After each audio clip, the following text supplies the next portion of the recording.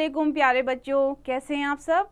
बच्चों, आज मैं आपको एक बहुत ही मज़ेदार सी कहानी सुनाने वाली हूँ जिसका नाम है एक सच्ची कहानी। तो चलिए कहानी को शुरू करने से पहले हम कुछ नए अल्फाज पढ़ते हैं। सुबुक्तगीन, टिकटिकी, नजरें, डुबडुबाती, कीलें, बादशाहत, आजमाइश, मखलूक, फातेह, मशहूर, महारत, इल्तिजा। तो बच्चों, इसके अलावा जो नीचे एक्सरसाइजेस दी हुई हैं इसकी प्रैक्टिस घर पर आप खुद से ज़रूर कीजिए। तो चलिए कहानी को शुरू करते हैं।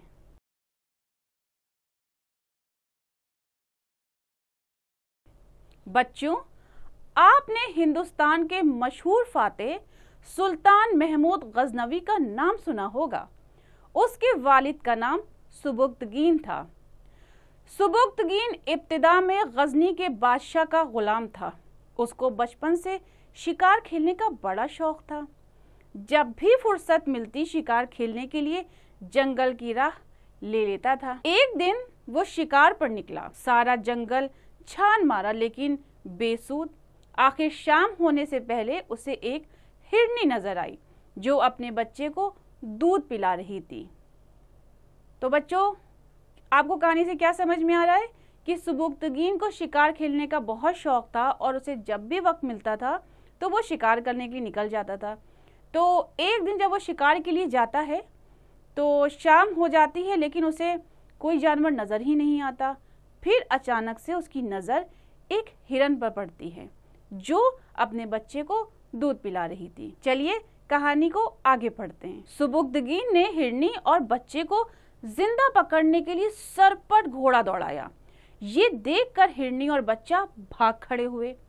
हिरनी तो बहुत आगे निकल गई लेकिन हरनौटा यानी हिरन का बच्चा पीछे रह गया। सुबुक्तगीन ने महारत और फुर्ती से घोड़े पर से झुककर हरनौटा पकड़ लिया। उसने बच्चे को जीन के पीछे बांधा यानी कि काठी के पीछे बांधा। इतनी देर में हिरनी या तो बहुत दूर चली गई थी या कहीं छुप गई थी। सुबुक्तगीन को वो कहीं नजर नहीं आई। सुबुक्तगीन बार बार मुड़कर हिरनी के बच्चे को देख रहा था। बच्चा बड़ा प्यारा और खूबसूरत लग रहा था। सुबुक्तगीन सोच रहा था कि मैं इस बच्चे को पाल लूंगा, घर जाकर बच्चे को दूंगा। सुबुक्तगीन सोच रहा था कि मैं इस बच्चे को पाल लूंगा, घर जाकर बच्चों को दूंगा। वो इसको पाकर कितने खुश होंगे, बच्चे उसके साथ खेला करेंगे।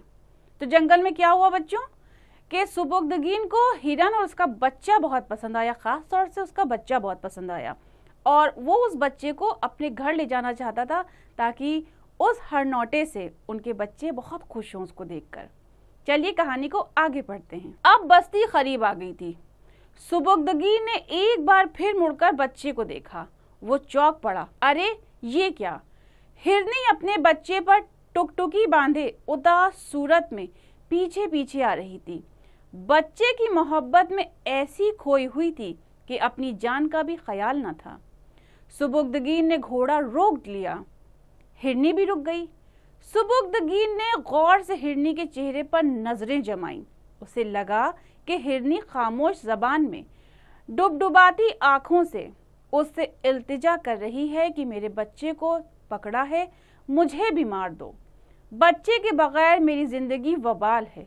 खुदा के लिए मुझ पर रहम करो, मुझे अपना बच्चा वापस दे दो। बच्चों, जब सुबुक्तगीन हिरनी के बच्चे को लेकर अपने साथ घर जा रहा था तो उसने पीछे मुड़कर देखा कि हिरनी, जिसकी आंखें आंसुओं से भरी हुई थीं, वो डबडबाती हुई आंखों से देख रही थी अपने बच्चे को जाते हुए। और सुबुक्तगीन ये महसूस कर रहा था कि उसकी माँ उदास है और ये कहना चाह रही है कि उसके बच्चे के बगैर उसकी जिंदगी एकदम बेकार है। सुबुक्तगीन को हिरनी के हाल पर रहम आया। उसने बच्चे को खोलकर आजाद किया। बच्चा कीले भरता हुआ माँ के पास दौड़ा। माँ ने बच्चे को चूमा, चाटा और जंगल की राह ली। वो मुड़ मुड़ कर सुबुक्तगीन की तरफ देख रही थी, गोया उसका शुक्रिया अदा कर रही थी। तो क्या हुआ, हिरनी का ऐसा हाल देखकर सुबुक्तगीन को उस पर बहुत रहम और तरस आ गया, जिसके सबब उसने उस बच्चे को छोड़ दिया और वो बच्चा अपनी माँ के पास चला गया। बच्चे को पाकर माँ बहुत खुश हुई और फिर ऐसा लगा कि जैसे वो सुबुक्तगीन का शुक्रिया अदा कर रही है।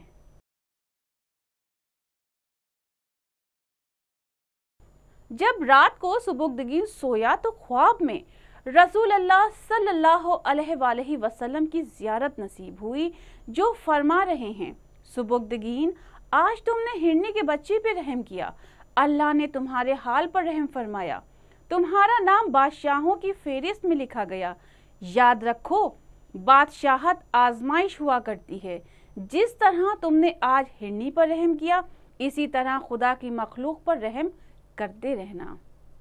तो क्या हुआ घर आकर कि सुबुक्तगीन जब रात को सोया तो अल्लाह के पैगंबर रसूल खुदा सल्लल्लाहु अलैहि वसल्लम उसके ख्वाब में आए, जो फरमा रहे थे कि तुमने आज जो हिरनी के बच्चे पर रहम किया है, ये बेहतरीन काम किया है और इस तरह का बेहतरीन काम हमेशा हमेशा मखलूक खुदा पर करते रहना। चलिए कहानी को आगे पढ़ते हैं। बच्चों, सुबुक्तगीन का ख्वाब सच निकला। अल्लाह ने ऐसे हालात पैदा किए कि थोड़े ही अरसे के बाद सुबुक्तगीन बादशाह बन गया और अमीर नासिरुद्दीन सुबुक्तगीन के नाम से हुकूमत करने लगा। तो क्या हुआ बच्चों? ख्वाब सच हो गया और अल्लाह ने ऐसे हालात पैदा कर दिए कि थोड़े ही दिनों के बाद जो सुबुक्तगीन था वो बादशाह बन गया और दुनिया में अमीर नासिरुद्दीन सुबुक्तगीन के नाम से फेमस हुआ, यानी मशहूर हुआ।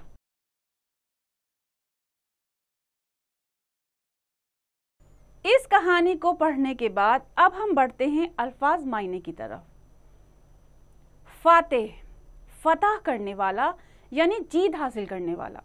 सर पर दौड़ाना, तेज दौड़ाना। टकटकी बांधना यानी बराबर देखते जाना। आंखें डबडबाना, आंखों में आंसू आना। राह लेना, रास्ता पकड़ना, चले जाना। छान मारना, बहुत तलाश करना। जीन यानी काठी। वबाल यानी आज़ाद, तकलीफ दे। आजमाइश यानी कि इम्तिहान, एग्जाम। बेसूद यानी बेफायदा, बेकार। चौक पड़ना यानी अचानक गफलत से बेदार होना। नजरें जमाना, गौर से देखना। कीले भरना, चौपाइयों का खुशी से उछलना और कूदना। बच्चों, इस कहानी की जो और एक्सरसाइजेस नीचे दी हुई हैं, आपको इसकी मशक जरूर करनी है।